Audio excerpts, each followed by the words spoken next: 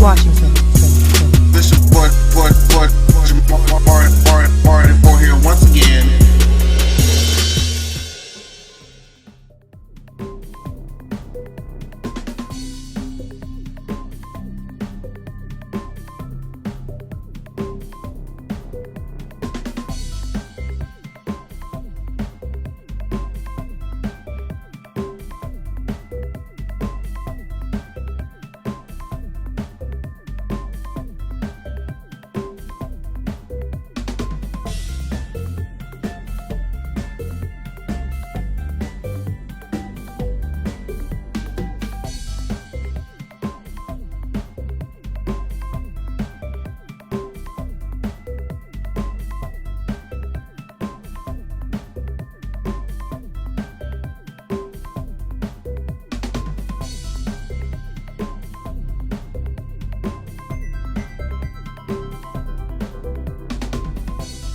Hey, what's going on YouTube? It's your boy Unapologetic here once again, and today we're going to be doing something a little bit different. I mentioned on my Twitter that I wanted to start incorporating like music related conversations, because music is something that I listen to a lot. It's something I have like I think an interesting opinion and perspective on. I'm very much an albums type of person where I like to listen to, the singles and, everything of that sort, but I like to get into the entire album as a project. So something that I wanted to start is if there's an artist that I feel like I'm really familiar with their discography as a whole, that I wanted to go through and talk about each of their albums really briefly and give you up to 3 hidden gems or hidden deep album cuts that I would recommend if you were to ever visit the project. So, as you've seen in the beginning part of this video, somebody who I'm a great big fan of, and who anybody who knows me knows that I'm a very big fan of, is Miss Rihanna, Robin Rihanna Fenty, okay? Rihanna is like, it's very hard to explain my adoration for her. I started to see her, of course, like when everybody did when Ponder Replay came out, but I remember there was a really large surge of artists at the time, like Tierra Marie, Chris Brown and Sierra had started their careers off around within like a year or two before. Beyonce just started her solo career like a year or two before. Nelly Furtado, all of these artists were coming out, and she had this Ponder Replay song, and it was cute, but I wasn't sure how long she was going to stay around. It wasn't until, I think, Umbrella, maybe between like Unfaithful and Umbrella, between the second and third album, that I was like, okay, this bitch is actually here to stay. So, what this album is, we're going to go through each of her albums, and I'm going to give you up to 3 songs that I feel you should definitely take a look at, and that are high recommendations from me if you want to revisit these projects. So, we're starting with the debut album, which is Music of the Sun, okay? Music of the Sun is definitely, now here's one thing I will say about it before, if you decide to check it out, here's the warning. Her first album, and actually her second album as well, are going to sound extremely dated, okay? They're going to sound extremely dated because they were released in 2005 and they sound like 2005, especially compared to the Rihanna that we know today. So just want to issue that warning. However, there are still some great standouts for me. Of course, everybody has their own opinions, but for me, these are my top 3. Do I have 3? Okay, I actually have 3 for the debut album. The first one that I wanted to bring a light to is actually a ballad on there called Now I Know. It's a piano-led ballad that talks about, now I know the difference between how true love is supposed to feel, like when it's right and when it's wrong. It's very well sung. It's very much in the same vein. It's kind of like the pace of Unfaithful or even Stay from Unapologetic. It's one of her ballads in her discography that I feel got a lot more recognition. I would love to see her perform this song. So Now I Know is definitely one of my favorite ballads from her. Also, there's the only song, I want to say in her entire discography to me, that sounds the most like an R&B song. If you can imagine, like when you think of like R&B sounds, especially of the 90s and the early 2000s, it's hard to imagine like Rihanna being on one of those types of sounds, but to me, there's this dog outside that I'm about to kick. Thank you. So there's a song on her debut album called Willing to Wait, okay? And just the sound of it, it sounds very like early 2000s R&B, but it's a Rihanna song. And it's very vibey. It's, it talks about, of course, willing to wait to make sure that a relationship is right, which is some advice that I wish that I had in my first two relationships that I actually followed. But be that as it may, it's definitely an R&B song from Rihanna, and I like it. And like, it's really, really dope, and I highly suggest that you guys check that one out. And lastly, from her debut album, because I'm going to get through the rest of these, I don't want this to drag on too long. The last song from her debut album I would definitely recommend is actually the title track, Music of the Sun. It's kind of the song that makes you think of if you're like chilling out on the beach, if you like have a cocktail in your hand and you're like sunbathing, or if you're just outside and it just makes you want to go on vacation. It makes you want to just enjoy, the island culture. Like, it's very much that kind of vibe. And it gives me, like, it sums up the entire, like, vibe of the album as a whole. So those are the top 3 from her debut album that I definitely recommend that you kind of start with. There are other, good songs that you might like, but these are the 3 that I definitely say if you go in, aside from the singles. And again, we're trying to pick songs from the albums that weren't singles, that may have not even ever been performed live before. So that's what I'm trying to, bring light to. So those are the 3 for the debut. Second, we get A Girl Like Me. Now, looking back, I thought that I had a different idea of what my least favorite Rihanna album was. And I think, look now, that A Girl Like Me probably is my least favorite as a whole. And that's hard to say, but it's true.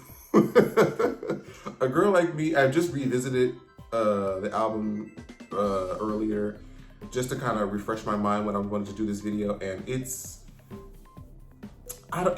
sounds the most dated of the two of the first 2 albums. However, did I get up to 3 songs? I only got 2. See, I only got 2 songs I can pull from this album that I feel like are still noteworthy to go back and listen to if you're interested in the project anyway. And the first song is P.S. I'm Still Not Over You. I really love this song. It's that vibe of, when you're thinking about somebody that you have really no business thinking about, and you're kind of going back and forth in your head about these different feelings that you're feeling. And, you talk about how you still keep this picture of them, you still like keep in contact with their mama, even though that's a little bit crazy. But it's just that after effect or the aftermath of a relationship going wrong, and you're sort of writing a letter to the person and you're just kind of telling them like, I'm still not over you, I still think about you a lot. And I feel like I go through that a lot with, me and my attempt at relationships. So that's probably why I vibe with the song so much, but I definitely feel like that one is a strong cut from the album that I definitely feel like a lot of people can relate to. And the only other album cut from this project that I'd maybe be able to recommend is a song called A Million Miles Away. A Million Miles Away is sort of in the same vein of like Now I Know, the ballad from the debut album, but it's as with being a ballad, being of course piano led, and it talks about how, even though you're right here next to me, like laying in the bed, we're living in the same house, it feels like we're so disconnected that it feels like you're a million miles away, and I want to, bridge the gap. So it's, I feel like a lot of people who have a distant relationship with even their own, doesn't even have to be a relationship that's romantic, it could be between, family, friends. I just feel like it's about, having a disconnect with somebody that you do love, that you do want to have close, but you guys have not been on the same page lately. So I feel like definitely that's something that we can be relating to as universally. So I definitely recommend that one as well. So now Now that we've gotten through the sort of rougher project in her discography, we can get to the good ones. Go get to the Good Girl Gone Bad era, baby. So, what do I have for Good Girl Gone Bad? Okay, I did get 3. I was gonna only do 2, but I'm like, okay, I'm gonna give this one a third. I'm gonna give this one a third one. This one a third one. First and foremost is Push Up On Me, which is the second track on the album. Let me tell you something. Push Up On Me almost could have been a single because it gives me, like this up-tempo, real pop, like, you know, when you're in the club and you find somebody that you know is fine and you want them to push up on, like, there's no other way to, there's no other way to get it. It's just a dance track. It's a dance floor track meant for the club if you're interacting with somebody that you like. And the best part about Push Up On Me is that it segues so perfectly right into Don't Stop the Music. Like the flow of it, like it's almost like the last breath that she took with Push Up On Me goes right into Please Don't Stop the Music. And I wish I could play that if YouTube wasn't gonna be on that bullshit. But I'm telling you, if you have iTunes or an Apple Music, Spotify, or however you can stream this album, go into the transition of the end of Push Up On Me right into Don't Stop the Music. Legendary, at least to me, I don't care. The second album track, Good Girl Gone Bad, that was never a single, but I do believe that it was performed on the Last Girl, on the Good Girl Gone Bad tour. I believe this one may have been performed, but since it wasn't like a widely spread song, I put it on this list. And that's Breaking Dishes. Breaking Dishes is the song that you have when you have had like a few shots of Hennessy and you're thinking about that man that cheated on you, that man that wasted your time, and you just are pissed and angry and you want to break dishes. Like she talks about, I'm breaking dishes, I'm about to kick somebody's ass, we're gonna be fighting until I see police lights. Like when you've gone to the point of no return, this is the song that you want to play, and it kind of releases a lot of those emotions. So if you're just like in that mood and you're feeling like angsty and you want to get angry, Breaking Dishes is that girl. And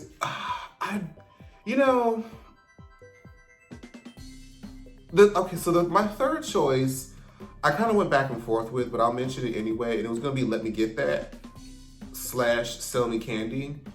Both songs, I think, still call back to her like island vibe. There's lots of drums, there's a lot of bass, but they're still not to me as strong of songs like Push Up On Me and Breaking Dishes, but I still feel like from the album cuts that there are good songs that, depending on the listener, might actually vibe with. So yeah, Let Me Get That or Sell Me Candy can get you on. So let's move on to Rated R. Now, this is where her albums start to get a little bit harder to find the deep album cuts because a lot of the album got a much bigger and a lot of the songs started to get performed and people knew more about them. But I'm still gonna try to tell you my favorite songs that, again, were not singles that I feel are very, very strong. So from Rated R, Firebomb. For sure, Firebomb. I would always have loved a video for motherfucking Firebomb. And it's almost like Firebomb is that, it's not necessarily a ballad, it's kind of like a mid-tempo. It's definitely more of a mid-tempo that kind of talks about, the dangers of like being in this bad relationship, and even though it's in a bad relationship, we're just gonna try to make it out and make it through to the end. Like, it's a very powerful song. The vocals are great. The instrumentation really like drives everything home. So Firebomb is like a favorite within the Rihanna Navy. As another song from there is definitely Cold Case Love. Cold Case Love is this, I wish I could remember what instrument that is that's like at the beginning of the song. I want to say it's like, not an organ playing, but some sort of piano-based instrument. And it's so like, I don't know if I want to call it dark, but it makes you think of yourself when you're like in the dark, hunched up in the corner, and you've been just recently heartbroken, or, you know, ghosted, or just you just been had this really tough relationship issue, and it's that moment when you're like crying with your drink in your hand and you're just like wondering, how did I get here? How did I let you treat me this way? It's very one of those songs. Don't recommend if you're like really going through it and you're drinking and you're trying to get something child might take you there. But it's an awesome song. Like, it is heartfelt. It's great. Do I have a third one from Rated R? I do. So, oddly enough, if you ever noticed, or if you never knew, that Rihanna actually collaborated with will.i.am this one time on a song called Photographs. And Photographs it's about sort of looking back, because if you remember, like, Rated R was the project that came out after the whole, you know, situation with her and Chris Brown in 2007 or 2009, excuse me, at the beginning of 2009, and this came out in November of 2009. So this is off the heels of all of that drama, all of her relationship woes sort of being put out on Main Street. And that's why Firebomb is about, you know, a relationship sort of withstanding, you know, being dangerous and sort of withstanding it. And Cold Case Love is about, you know, heartbreak. And Photographs, it's about heartbreak, but it's talking about how all I have left of you to remember are these photographs. And it's sort of in the same vein of P.S. I'm Still Not Over You from A Girl Like Me, but it's a little bit darker. And she's reminiscing somewhat, not necessarily in much of a depressed way, but it's kind of like she's reflecting on like happy memories, because she talks about all I have is photographs. You know, I think about how much you used to make me laugh. You know, it's a little bit more reflective in a positive way as opposed to some of the other previous songs, but I still think it's a strong track from the album nonetheless. So now we move on to Loud. And honestly, Loud is probably the hardest to find like deep cuts that nobody knows, because the album released almost every song on the album as a single, or it was performed widely on tour. So it was very hard to come up with it. However, the two songs that I have to definitely recommend if you didn't go to the tour or you didn't listen to the album in full is Skin.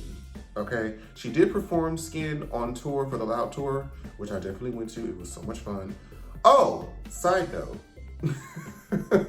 I just remembered this as I was recording. I had a video back in 2013, if you guys want to check it out just randomly, of the experience that I had when Rihanna DM'd me, like full paragraphs of a question that I asked her, and I posted it, and it got like a lot of media attention, where like this bitch was contacting me from TMZ and shit. It was an experience like 7 years ago. So if you go on my channel and just look for a video like put in Jamardi for Rihanna DM'd me, watch that. It was highly entertaining. Anyway, back to Loud. Skin is the song that you put on when it's your babe's birthday, when it is, you know, it's just time to do what you have to do what adults like to do. And the vibe of it, it makes you want to just strip naked. It makes you just want to strip naked and just be in the skin.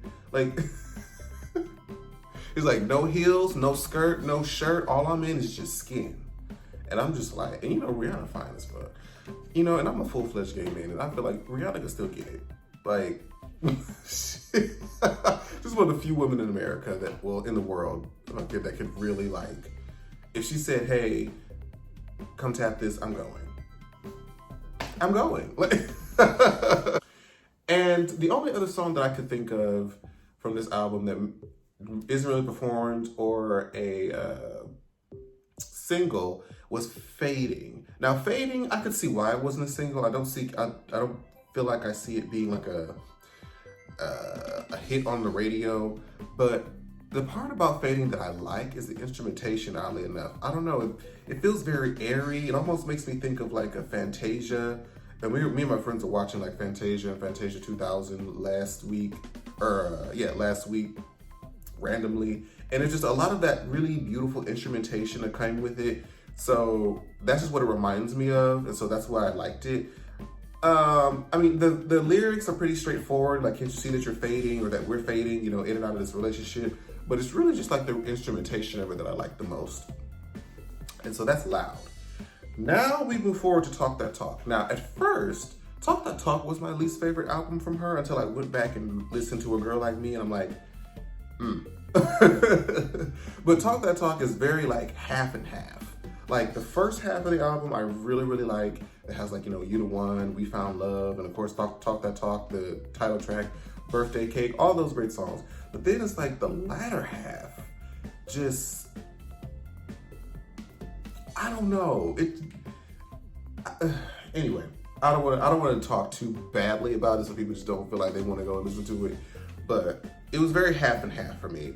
But if I had to pick 3 songs that I would recommend if you wanted to revisit the project for yourself, We All Want Love. We All Want Love is a song that I revisit when I'm in my feelings, and you know, when you don't understand why you're not able to, you know, find a relationship, when you feel like, you know, you're always by yourself and you just want somebody to be intimate with, not even like sexual, you just want somebody to like physical, to have like a physical touch with. And you know, it talks about that, you know, we all want somebody, we all want something, we all want somebody to hold. Like, it gives you very much that vibe.